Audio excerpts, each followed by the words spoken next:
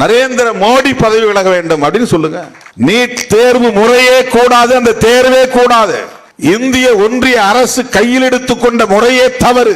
ஒரு தனிநபரை மட்டும் பதவி விலகி சொல்லுவது என்பது ஒரு முழுமையான விளைவை, நல்ல விளைவை அது ஏற்படுத்தாது என்பதால் சொல்லுகிறேன். தேசிய அளவில் நீட் கூடாது என்று சொல்லி வருகிற இயக்கம், தொடக்கத்தில் இருந்து பேசி வருகிற இயக்கம் விடுதலை சிறுத்தைகள் கட்சி. தமிழ்நாட்டுக்கு நீட்டு வேண்டாம், தமிழ்நாட்டுக்கு நீட்டு வேண்டாம், அது அப்படிதான் சட்ட மசோதாவும் நிறைவேற்றப்பட்டது. நீட் தேர்வினால் ஏற்படுகிற பாதிப்பு மாற வேண்டுமானால் தேர்வை ரத்து செய்ய வேண்டும். தர்மேந்திர பிரதான் பாவம், பாவம்னா நான் அவன் மேல தனிப்பட்ட முறையில் சொல்லல, அவரை பற்றி நமக்கு எதுவும் தெரியாது.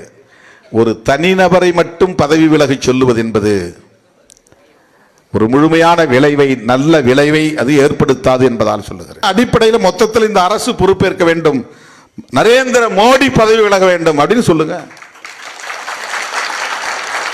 கடந்த சில ஆண்டுகளில் பல போட்டித் தேர்வுகளில் 152 முறை கொஸ்டின் பேப்பர் லீக் ஆயிருக்கு. அவ்வளவு ஓட்ட உடைச்சல் இருக்குங்க. ஆக அந்த அடிப்படையில் தான் விடுதலை சிறுத்தைகள் கட்சி நீட் தேர்வை முழுமையாக திரும்ப பெற வேண்டும் என்று வலியுறுத்துகிறோம். தோழர்களே, தமிழ் தேசியம் என்கிற அரசியலும்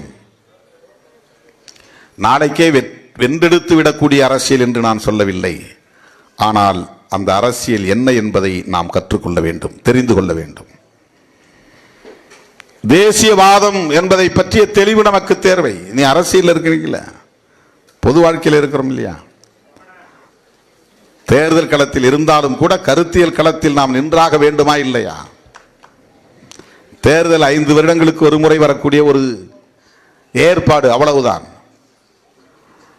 ஆனால் 24 மணி நேரமும் நாம் இயங்கியாக வேண்டும், அதற்கு தேவை கருத்தியல். தொடர்ந்து இயங்கியாக வேண்டும், அதற்கு தேவை கருத்தியல். அடுத்த தலைமுறையையும் அமைப்பாக்க வேண்டும், அதற்கு தேவை கருத்தியல். ஏதோ ஒப்புக்கு நாம் ஒரு வழக்கமாக தமிழ் தேசியத்தை வைத்திருக்கிறோம் என்று கருதிவிடக் கூடாது.